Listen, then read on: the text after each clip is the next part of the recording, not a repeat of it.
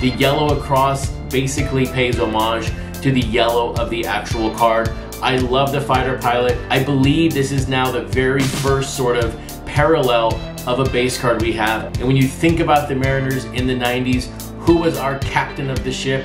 It was Ken Griffey Jr. And just like that, we have our first winner in our print run guessing contest. Welcome to episode number 115 of the Project 2020 Nightly News. My name is Chris, otherwise known on Twitter and Instagram is at CRT_Sportscards.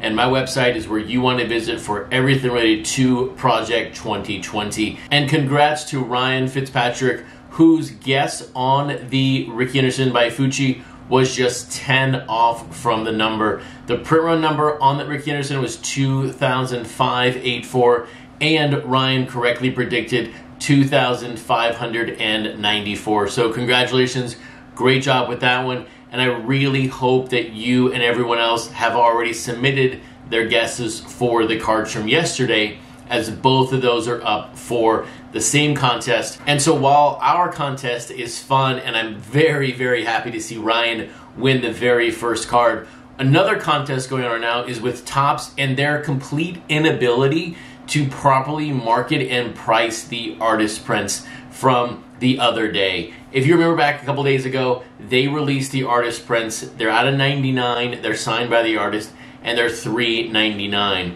And then they also released a artist proof version out of 20 with a silver frame for $1,000. Well, just a couple of days later, they have completely changed the game of the artist prints. And I'm just going to be real here and say, this change after 48 hours proves that they do not know and did not do their research before they entered into their space. The artist could have told them how to properly price these. But now we're changing to, we're going to gamble on a frame color. I mean, I don't really understand why I should be now more enticed to purchase these just because the frame that I could receive may be gold or maybe silver.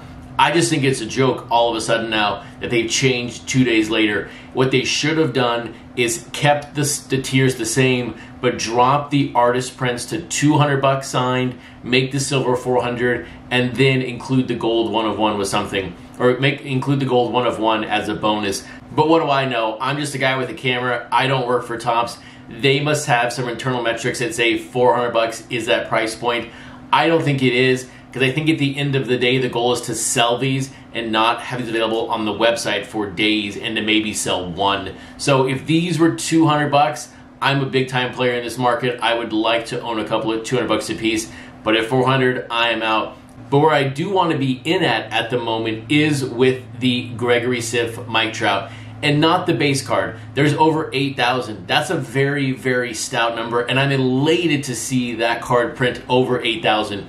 Where I want to be is with the rainbow foils. With a print run of 8,000, that means there are just over 400 rainbow foil parallels of this Gregory Siff card, which means right now, for the number one player in the set with the highest print run average, this is now the lowest printed card in the set. Yes, it's a parallel, and yes, there are lower artist proofs and 1 of 1s, but this is a true market-driven number. 400 cards.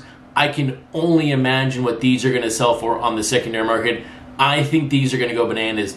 Are they going to go for more than an Ichiro baller up to $1,000? I think that's a stretch, but I easily think we could see these north of $500 quickly once they start showing up in our houses.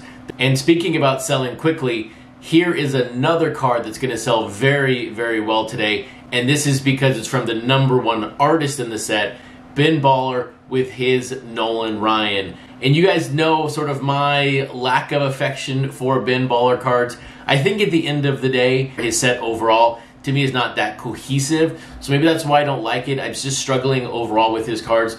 But when you look at this Nolan Ryan, I like it because it's going to go very well with the Ted Williams. And not from the color perspective. They're very, very different cards. But they capture 4 to 5 images of his career, so it's almost like a moments in time card. I also like the purple or pink fuchsia color in the background. It's a neat addition. I don't know why it's that color, but I think it works very well, and it is nice to see Nolan Ryan up front in a Rangers uniform, because people like myself in a certain age group think of Nolan Ryan more as a Ranger than anything else. But maybe that's because I'm from Texas, and Nolan Ryan, of course, was bigger than life in Texas when I was a kid. And in the same vein of a player who was really great when I was a kid, we now have the second release of the day. It is Fucci with his Tony Gwynn. And what do you know? This is another one of my most anticipated releases of Project 2020. And here again, you can win another free card from me if you just properly guess the print run of this Gwynn Fucci. This one's going to be a little bit difficult because of Fucci's recent lack of sales on Project 2020. But I will say, I swear, Topps took my list and moved all the cards to the front. I never thought I would have 4 of the 20 get hit all in 1 week.